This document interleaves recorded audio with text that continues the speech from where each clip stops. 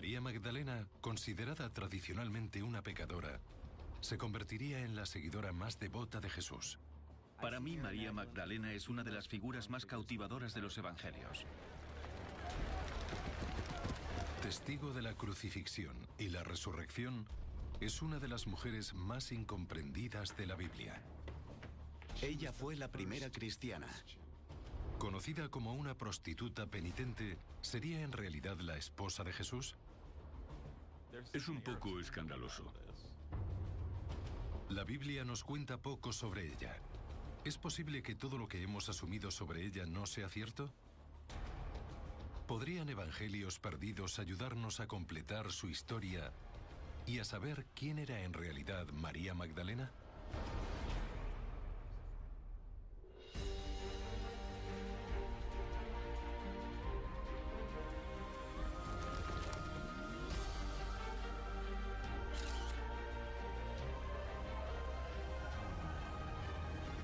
Los enigmas de Jesucristo. El Evangelio de María Magdalena. En la actualidad muchos cristianos veneran a María Magdalena por su compasivo amor hacia Jesús.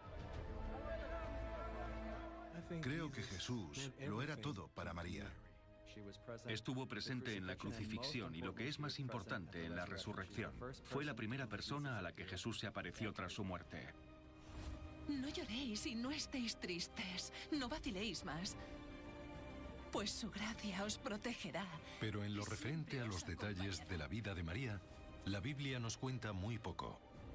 El Nuevo Testamento la menciona solo 12 veces.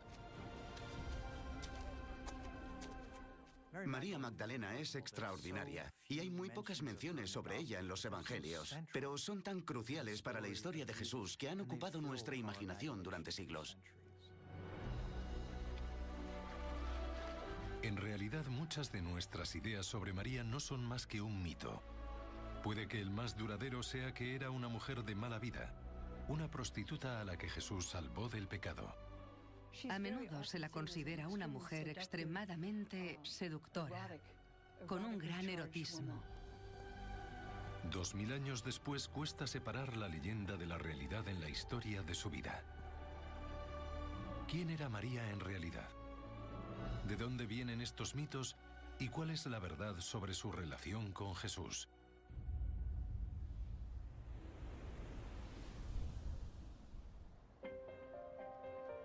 El mito de que María era en realidad una prostituta surge de un suceso clave descrito en el Evangelio de Lucas.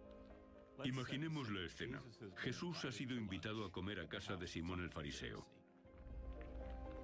Había en la ciudad una mujer pecadora, la cual al enterarse de que Jesús estaba a la mesa en casa del fariseo, se presentó allí con un vaso de alabastro lleno de perfume. La Biblia describe que una pecadora a la que consideraban prostituta fue a visitar a Jesús. ¡Fuera de aquí! ¡Fuera! ¡No se deje! ¡Fuera de aquí! ¡Fuera ahora mismo! El hecho de que Jesús permitiera que esta mujer entrara y le ungiera los pies, y ante todo que le tocara, Maestro, significaba que no podía ser un profeta o un mesías. Nunca permitiría que una persona así le tocara. Para los presentes fue una provocación. Pero lo que quizás fue más sorprendente fue la reacción de Jesús. ¡Basta!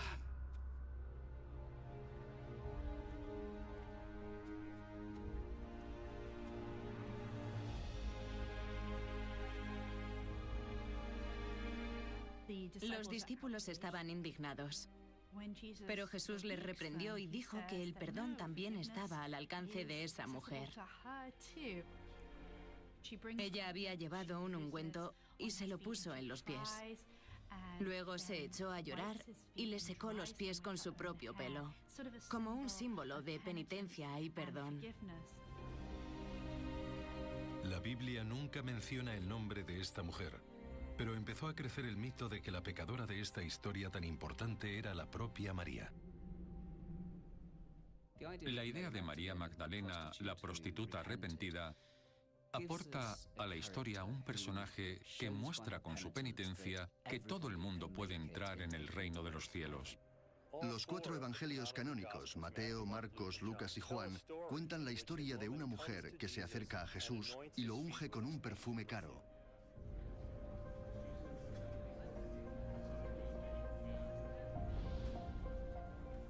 Ninguno de los 4 evangelios canónicos identifica a esa mujer como María Magdalena. Entonces, ¿cómo llegamos a asociar erróneamente el nombre de María con este famoso episodio del Nuevo Testamento? La respuesta parece surgir 5 siglos más tarde, con este hombre, el Papa Gregorio el Grande.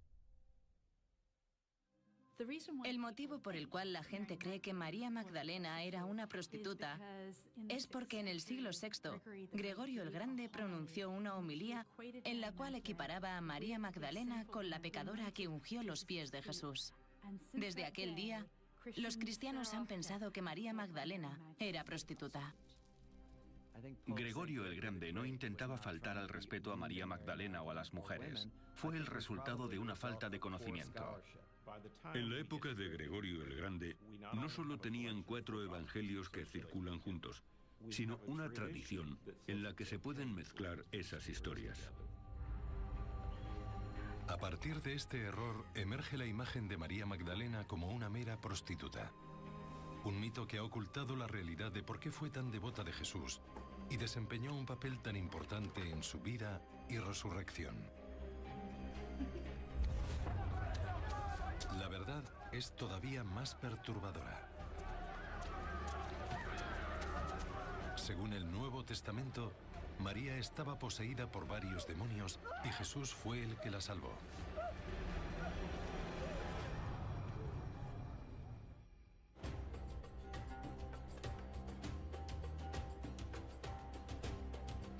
Según la Biblia, la vida pública de Jesús comienza cerca del mar de Galilea, donde reúne a sus primeros discípulos.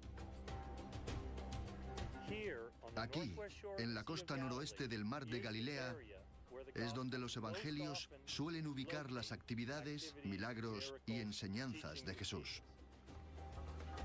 Uno de los pueblos costeros es Magdala. ¿Sería aquí donde Jesús conoció a María?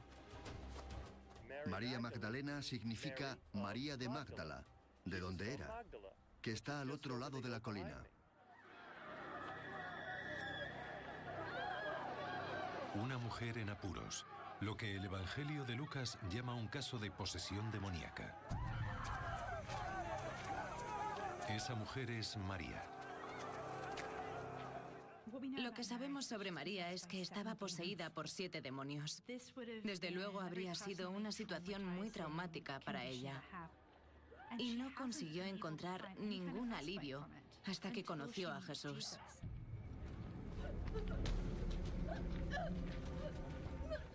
Según los evangelios, la manera en que Jesús trataba con los casos más graves de posesión demoníaca era consiguiendo que los demonios le dijeran su nombre.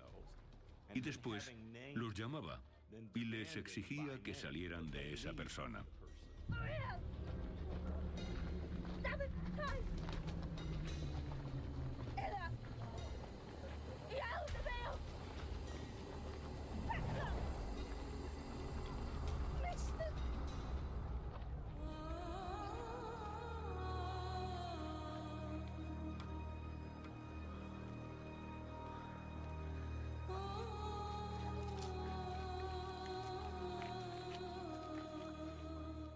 Cuesta imaginar lo profundo que debió ser ese momento para ella. Por fin se sentiría libre, curada y completa. Jesús le salvó la vida y ella se convirtió en una auténtica devota.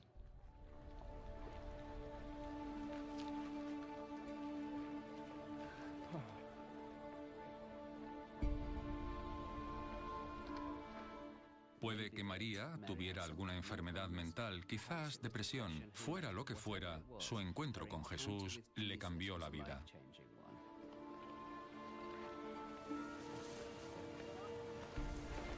Después de la intervención de Jesús, se convirtió en una de sus más fervientes seguidoras.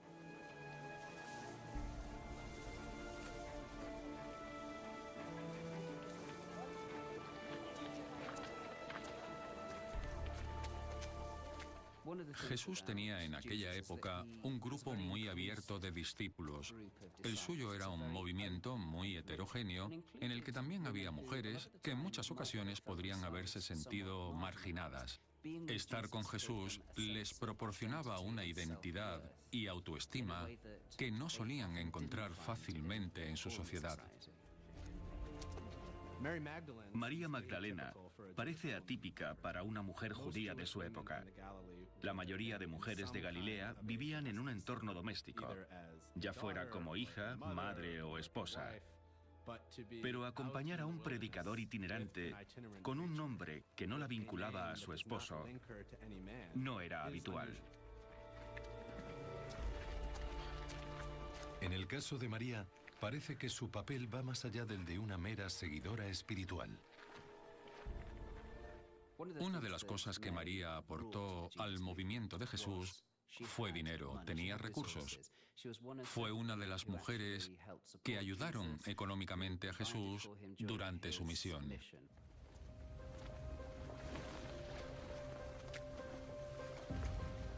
La pesca era un negocio importante allí, así que si María tenía dinero, ese sería su origen. Puede que fuera la dueña de un negocio de pesca y que usara los beneficios para financiar el movimiento de Jesús. Sabemos que Jesús intentaba llegar a las mujeres con su mensaje, así que habría buscado mujeres influyentes en la comunidad que tuvieran credibilidad entre el resto de mujeres.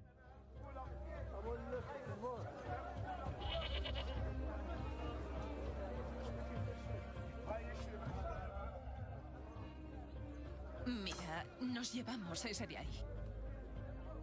Y también ese. Lucas describe a estas mujeres que ayudaban a Jesús. Está María Magdalena y también Juana, mujer del criado de Herodes Agripa, Susana y muchas otras. Hay muchas mujeres que apoyan a Jesús y que también le siguen. Y la gente que seguía a Jesús eran sus discípulos.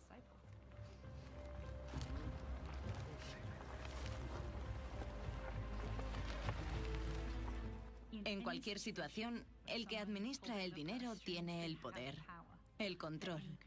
Pero el hecho de que fuera una colaboradora del movimiento de Jesús no significa que pudiera influir en sus enseñanzas, aunque sí le proporcionó acceso a él.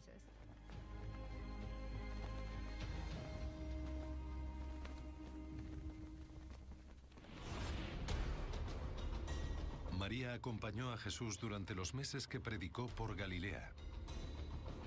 Pero, ¿qué pasó durante ese tiempo? Un sorprendente descubrimiento realizado en Egipto en 1945 parece dar una sorprendente respuesta. Es la mayor teoría conspiratoria según la cual había una relación entre Jesús y María Magdalena. ¿Jesús y María Magdalena podrían haber estado casados?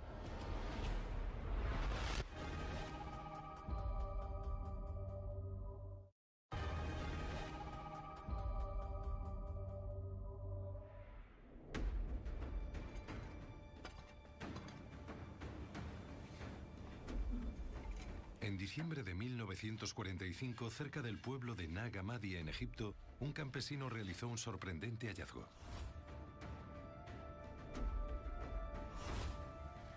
Dentro de una vasija de cerámica encontró 13 libros antiguos que habrían sido enterrados hace más de 1500 años.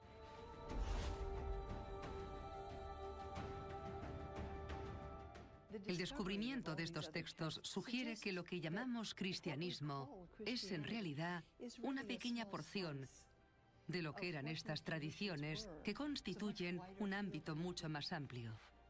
Y por primera vez en 1500 años se abre un abanico de posibilidades. Aunque se conocen como evangelios, no aparecen en la Biblia y fueron escritos por diferentes autores que los del Nuevo Testamento. Recogen una tensión cada vez mayor entre María Magdalena y el resto de seguidores de Jesús. El Evangelio de Tomás, como otras fuentes, sugiere que el papel de María entre los discípulos causó un profundo resentimiento en algunos de ellos, en especial Pedro. Pedro aparece descrito como una persona iracunda, impulsiva y malhumorada, una persona complicada. El Evangelio perdido de Tomás propone una explicación sorprendente para esta tensión entre Pedro y María. La doctora Nicola Densi Lewis fue al Museo Copto del Cairo para ver estos evangelios apócrifos. Hay una frase en concreto al final del Evangelio de Tomás que aporta información muy intrigante sobre la relación entre María Magdalena, Jesús y el resto de discípulos. Está en el último folio, el folio 51. ¿Podríamos verlo? Claro. Muy bien.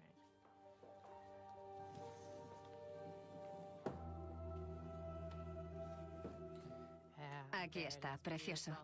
En el dicho 114 se describe una pequeña discusión, un conflicto entre ellos. El Evangelio de Tomás habla de un episodio en el que Pedro dio rienda suelta a su resentimiento contra María. ¡Deja que se vaya! ¡Las mujeres no son dignas de esto! Dile a María que se vaya, porque es una mujer y no es digna de esta vida espiritual. Según la tradición judía, las mujeres tampoco debían estudiar la Torá.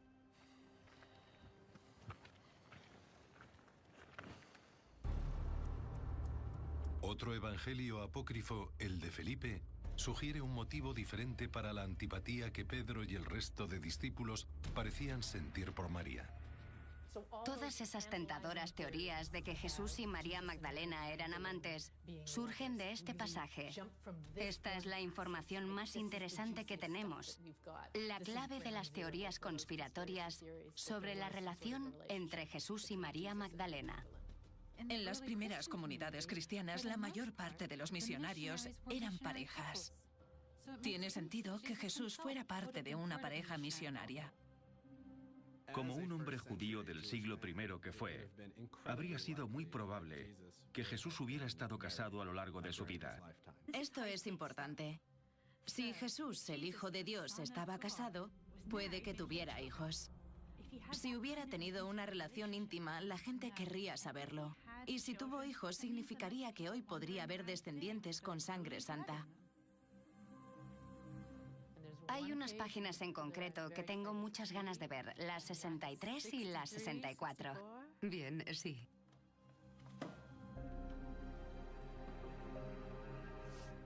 Aquí está. Sí.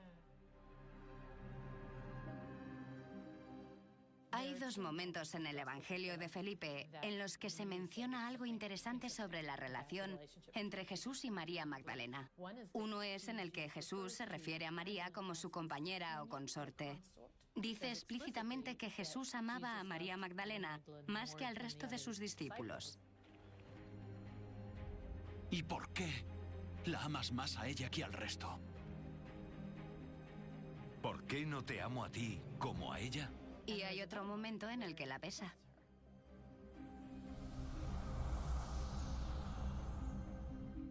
Solía besarla y luego hay un hueco. Así que hemos perdido esas palabras y no sabemos dónde besaba a María Magdalena. Es el más comprometido de los sitios donde podía haber un hueco. ¿Qué ponía? ¿Que la besaba en los labios? O tal vez algo menos atrevido, algo menos sexual. ¿Solía besarla en la frente? ¿Solía besarle los pies? Si habéis leído El Código Da Vinci de Dan Brown, hay una escena en la que citan al Evangelio de Felipe. Jesús quería a María Magdalena más que al resto de discípulos y solía besarla a menudo en la boca o en los labios. Este es el pasaje al que hace referencia. Pero al ver el manuscrito, no queda tan claro. Incluso en los evangelios de Nag Hammadi no hay nada que demuestre la existencia de una relación romántica entre María y Jesús. Pero estos relatos alternativos apoyan la historia bíblica de que estaban muy unidos. La idea de que el Evangelio no mencionara a una esposa no tiene ningún sentido. Lo más probable es que María fuera una buena amiga de Jesús y su seguidora, pero no su mujer. Lo que el Evangelio de Felipe dice claramente es que hay algún tipo de relación especial entre María Magdalena y Jesús, que Jesús se preocupa por ella más que del resto de discípulos. Es lo único que nos dice. Pero algunos expertos creen que el texto de Nag Hammadi refleja una tensión genuina entre María y Pedro. Creo que la tensión que aparece en algunos textos ajenos a la Biblia, en los textos apócrifos, existía en realidad entre Pedro y María. La imagen negativa que da Pedro concuerda con la idea de que la Magdalena no recibía el trato adecuado. Eso aparece en otras fuentes y nos hace sospechar que podría tener algo de veracidad histórica. Sea cual sea la verdad que contengan los textos de Nag Hammadi, no son considerados tan fiables como los evangelios del Nuevo Testamento, que fueron escritos varias décadas antes. Lo sorprendente de Mateo, Marcos, Lucas y Juan es que son documentos del siglo I. Desde el principio, el movimiento paleocristiano cristaliza, mientras otros surgen, pero no son tan fiables como los primeros 4 evangelios. Lo que nos cuenta el Nuevo Testamento es que María estaba con Jesús cuando fue crucificado. María Magdalena y otras seguidoras de Jesús estuvieron con él todo el tiempo. No le abandonaron.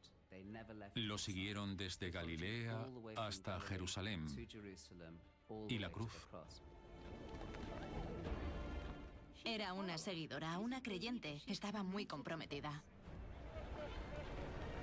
Después de seguirle durante meses, la lealtad de María Magdalena hacia Jesús estaba a punto de pasar la prueba definitiva.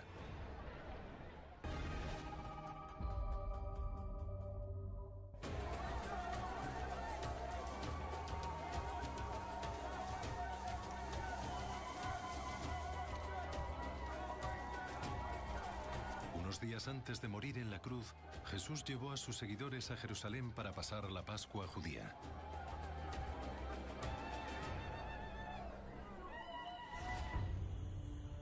La noche que Judas le traicionaría, Jesús invitó a sus discípulos a lo que luego se conocería como la Última Cena. Jesús celebra la última cena en secreto para impedir que las autoridades lo sepan. Es muy importante que termine su última enseñanza y celebre esa cena antes de que le arresten violentamente.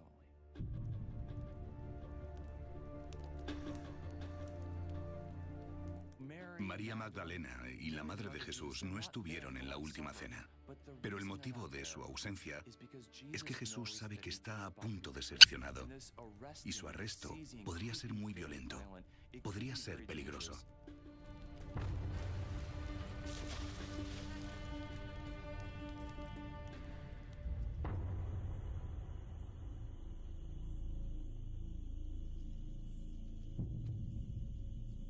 Después de la traición de Judas,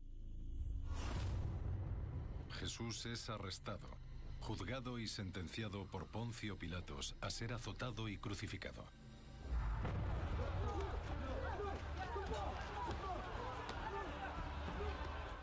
Los hombres habían huido porque podían ser arrestados por insurrección, igual que Jesús. Y también podrían haberlos crucificado.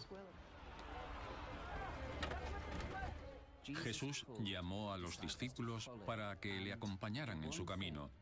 Y lo único que no hicieron muchos de ellos fue seguirle en los momentos cruciales de su camino final hacia la cruz.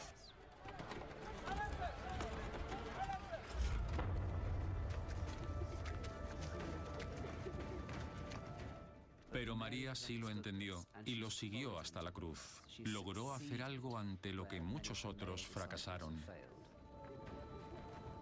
Debió ser muy difícil para María y para María Magdalena. La última vez que habían visto a Jesús fue predicando en el templo en público, sano y lleno de vida.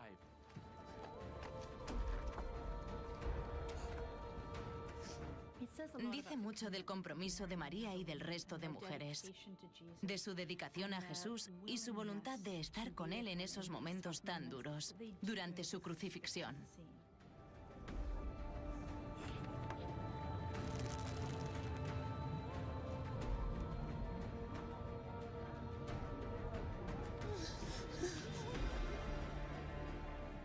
Creo que María y el resto de mujeres demostraron su voluntad de acompañar a Jesús incluso en el momento de la muerte. Estuvieron ahí para él y no estaban seguras de que fueran a tener una vida después de Jesús.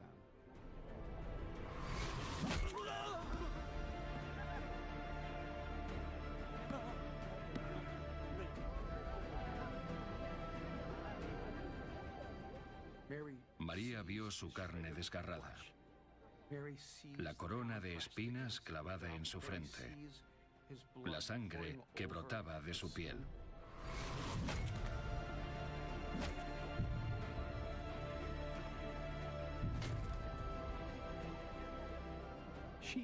Pudo oírle llorar. Sintió su agonía. Y de algún modo, supo que todo eso era por amor.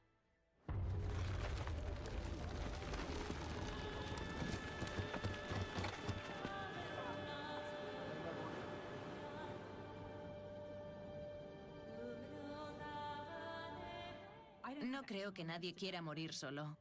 Y sé que Jesús no quería morir solo porque, según la Biblia, le preguntó a Dios por qué le había abandonado.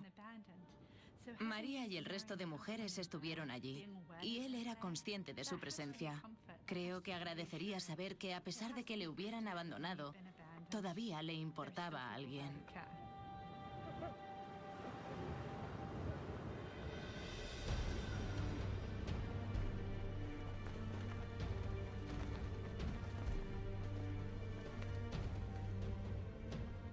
María Magdalena hizo algo que todos podemos hacer frente al sufrimiento, que es estar presentes.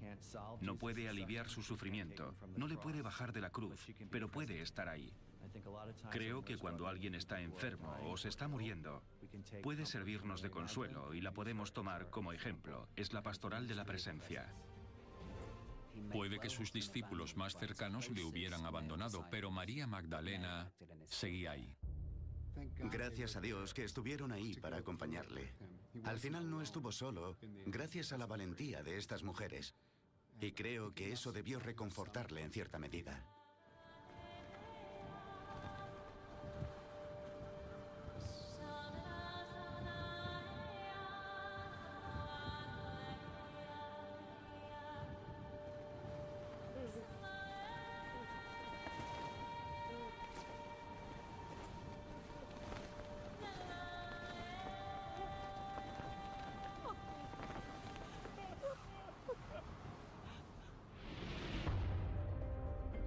El profundo amor que María Magdalena sentía por Jesús llegaría más allá de su muerte, ya que Jesús escogió a María como testigo de su resurrección. Es el impactante momento en el que oye su nombre de boca de aquel al que amaba e inmediatamente reconoce a Jesús.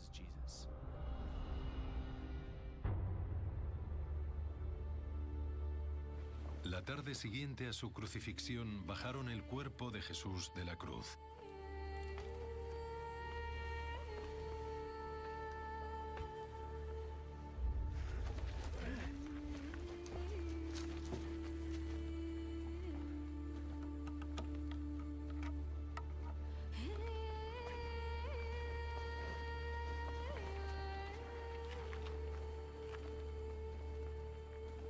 Lo llevaron a una tumba y lo envolvieron en un simple sudario.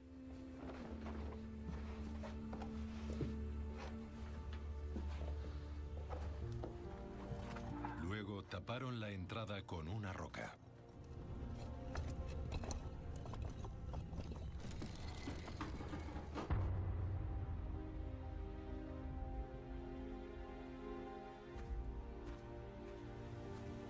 Dos días después, el domingo por la mañana, María visitó el sepulcro de Jesús.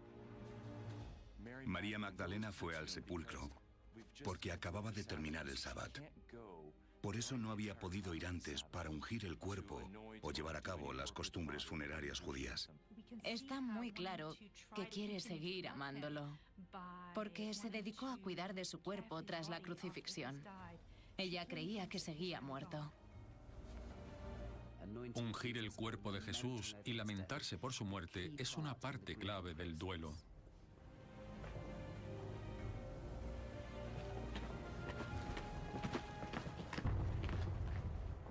La piedra no estaba allí.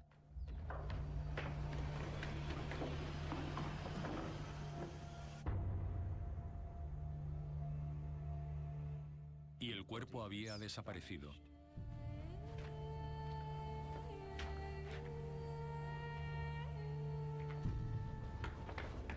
Creyó que alguien había robado el cuerpo. Los ritos fúnebres eran muy importantes en la antigüedad y también se lo habían arrebatado. ¡Escuchad! ¡Se han llevado del sepulcro al maestro!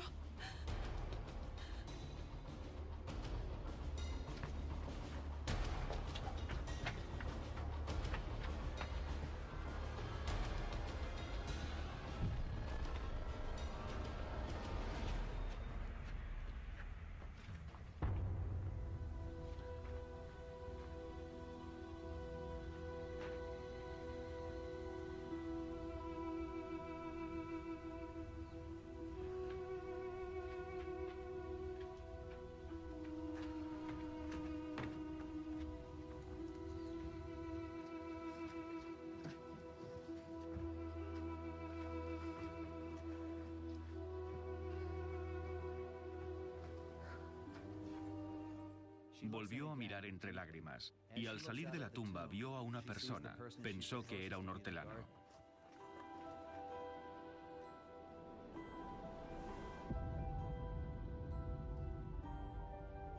Señor, si se lo ha llevado, dígame dónde está y yo iré a recogerlo.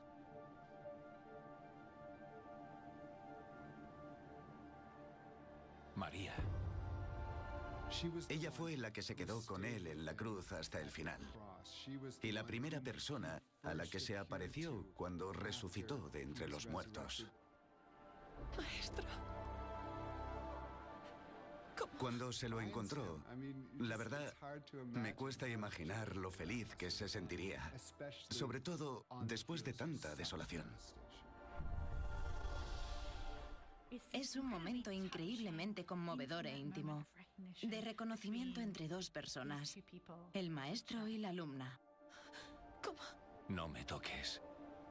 Quiere abrazar a la persona que había seguido y amado. Así que Jesús tiene que decirle que no está listo para ser tocado.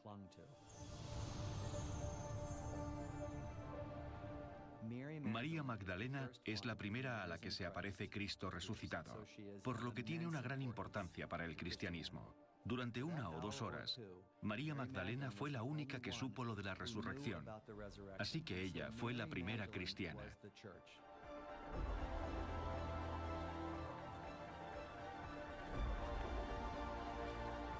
A pesar de su papel principal durante la resurrección, María desapareció de la historia de la Iglesia primitiva. Uno de los grandes misterios del paleocristianismo es qué pasó con María Magdalena, porque aparecía en los evangelios en los momentos claves del final de la vida de Jesús, en el sepulcro y la resurrección, pero luego no volvemos a saber de ella.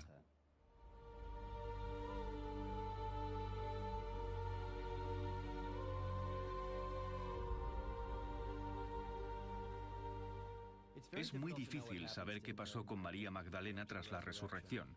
Desapareció de la historia de la Iglesia primitiva.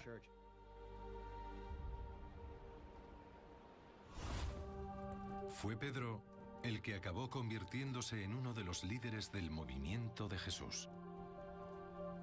Pedro emerge como una figura muy poderosa en la Iglesia.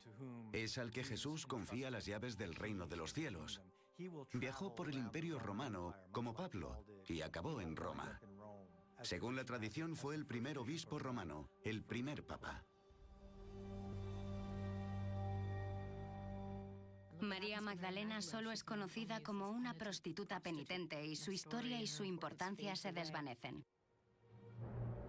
Siglos más tarde, el descubrimiento de otro texto histórico ofrece una tentadora explicación de lo que podría haber pasado con María Magdalena después de la resurrección. En 1896, un erudito alemán compró un libro antiguo. Estuvo olvidado en el Museo Egipcio de Berlín hasta que finalmente fue expuesto en 1955 y se reveló que era el Evangelio de María.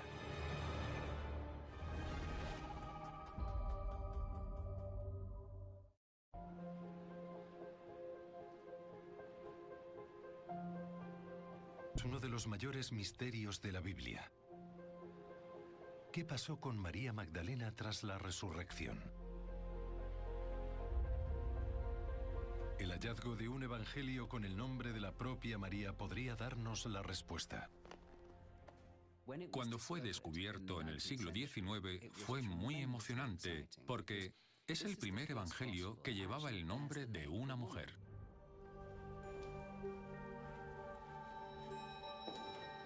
Nicola Denzi Lewis viajó hasta Berlín para verlo en persona. Es un documento increíblemente importante. Me hace mucha ilusión verlo por primera vez. Abramos la caja. Ahí está. Fijaos. Quedan muy pocas páginas, aunque era un libro muy largo. Sí, sí. Aquí está el principio. El principio. Por supuesto, no lo es en realidad porque faltan las primeras páginas. ¿Podría este evangelio perdido arrojar algo de luz sobre el misterio de la desaparición de María tras la resurrección? Tener un nuevo texto que nos hable de María Magdalena y su relación con Jesús es muy emocionante para nosotros. El evangelio retoma su historia después de que Jesús resucitara de entre los muertos. ¡Pedro! ¡He visto a Jesús! Dinos lo que Él te dijo, lo que sabes. Solo tú y nosotros no. Lo que no oímos. Todo lo que se os ha ocultado, yo os lo revelaré. La clave es que María es la que ejerce de maestra, la que comunica la noticia a los otros discípulos y habla con autoridad, lo que molesta a los discípulos masculinos. No lloréis y no estéis tristes, no vaciléis más, pues su gracia os protegerá y siempre os acompañará. Tened fe. El evangelio de María sugiere que a Pedro le molestaba la relación que había tenido con Jesús. Cuando María termina de hablar, se produce una gran discusión entre ella y Pedro. Te prefería antes que a nosotros. ¿Qué creéis? ¿Que me lo he inventado o que estoy mintiendo sobre el Salvador? Claramente es una pelea entre los discípulos por la supremacía, sobre quién será el jefe y quién continuaría las enseñanzas y la misión de Jesús. Puede que Pedro sintiera que era el líder legítimo y que eso tuviera que ver más con el hecho de que era un hombre que con cualquier otro factor.